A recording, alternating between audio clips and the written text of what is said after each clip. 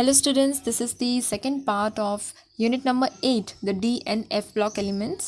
Last lecture में हमने कुछ बेसिक सा इंट्रोडक्शन पार्ट देखा था इस यूनिट के लिए. So now let's continue with this lecture. So अब तक हम कुछ बेसिक बातें जान चुके हैं डी और एफ ब्लॉक के बारे में. जैसे डी ब्लॉक जो है दैट इज़ ओवर हियर. ये जो डी ब्लॉक है ये आता है एस ब्लॉक और पी ब्लॉक के बीच में. ओके, एक सैंडविच टाइप बनता है. तो ये है हमारा डी ब्लॉक. इसके अंदर ओवर हियर यहाँ पे मिलता है हमें F block. And F block के अंदर हमें दो सीरीज़ मिलती है. One is lanthanides and the other is actinides. ठीक है. डी ब्लॉक के जो एलिमेंट्स हैं उन्हें हम जानते हैं ट्रांजिशन एलिमेंट्स के नाम से. कौन से एलिमेंट्स? ट्रांजिशन. ठीक है. और एफ ब्लॉक के जो एलिमेंट्स हैं उन्हें हम कहते हैं इनर ट्रांजिशन एलिमेंट्स. अब जो डी ब्लॉक में ट्रांजिशन एलिमेंट्स है पूरा, उसमें एक्सेप्शनल क्या था? Zinc, cadmium and mercury. ठीक है. जिंक, कैडमियम एंड मर्क्यूरी ये तीन हैं जो ट्रांजिशन नहीं है, बट स्टिल इन्हें क्योंकि साथ में प्लेस किया गया है इसी ब्लॉक में, तो इनकी बाकी प्रॉपर्टीज़ भी हम साथ में ही पढ़ते हैं सो दैट इन्हें ज़्यादा बुरा ना लगे. So zinc, cadmium, mercury transition क्यों नहीं है? बिकॉज इनका जो डी सबशेल है, कौन सा सबशेल? डी वाला जो सबशेल है वो कैसा फिल्ड है? वो कम्प्लीटली फिल्ड है. कम्प्लीटली फिल्ड है. अब कम्प्लीटली फिल्ड है तो वो तो अच्छी बात है. तो क्या प्रॉब्लम हो गई? बिकॉज ट्रांजिशन एलिमेंट्स कौन से एलिमेंट्स होते हैं? वैसे एलिमेंट्स जिनका डी सबशेल पार्शियली फिल्ड होना चाहिए. ठीक है. उसमें कुछ ना कुछ बात अधूरी रहनी चाहिए. डी सबशेल में कोई ना कोई इलेक्ट्रॉन अधूरा रहना चाहिए. अगर सब अच्छे से सेटल्ड हो गए, सब अच्छे से फिल्ड हो गए, कम्प्लीटली फिल्ड, तो वो ट्रांजिशन एलिमेंट नहीं होता.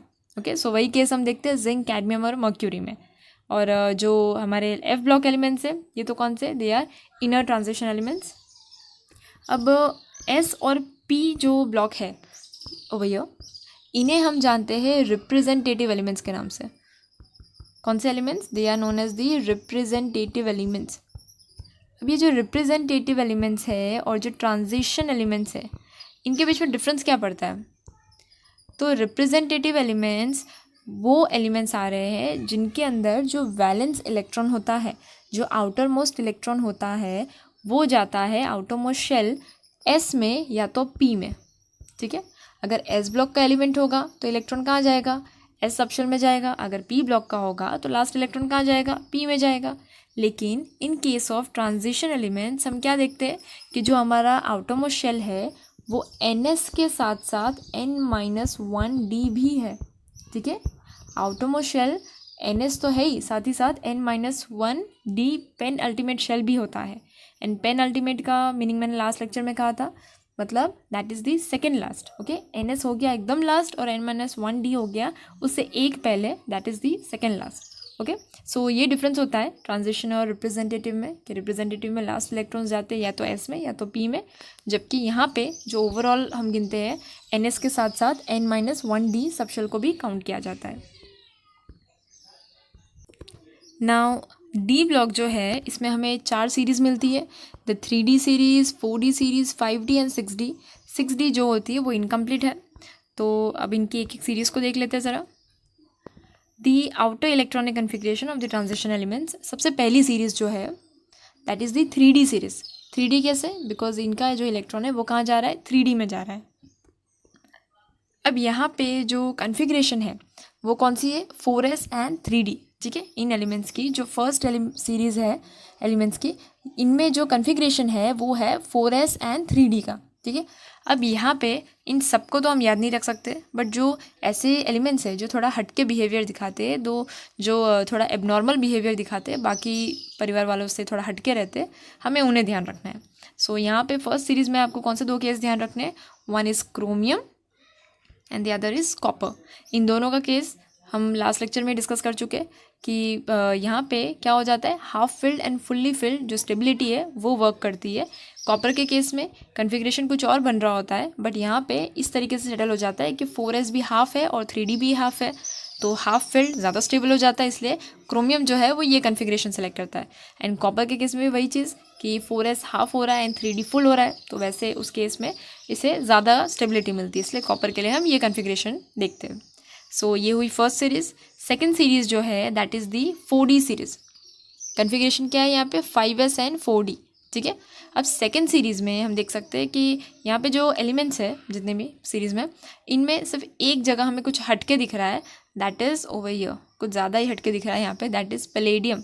क्या हो रहा है यहाँ पे 5s में 0 इलेक्ट्रॉन्स, ठीक है। तो ये बात खास ध्यान रखिएगा। Then in the third series में हम क्या देखते हैं, 5D सीरीज़ कन्फिग्रेशन है 6D and 5D। Over here आप जो हटके बिहेवियर थोड़ा ज़्यादा दिख रहा है, that is in platinum and gold, yes, platinum and gold में। कैसे? बिकॉज 6s दोनों में 1 इलेक्ट्रॉन्स है, ठीक है। तो इस बिहेवियर को आप थोड़ा याद रखिए। Then now the fourth series that is the 6D series. यहाँ पे कन्फिग्रेशन क्या है 7s एंड 6D। अब ये वाली जो सीरीज़ है, क्योंकि इसके अंदर काफ़ी हद तक एलिमेंट्स भी जो है वो इनकम्प्लीट है, मतलब सीरीज़ भी काफ़ी हद तक इनकम्प्लीट है, तो इस सीरीज़ को हम उतना ज़्यादा स्ट्रेसअप नहीं करते। Some general properties of the transition elements. Okay, so पहला है metallic character and enthalpy of atomisation.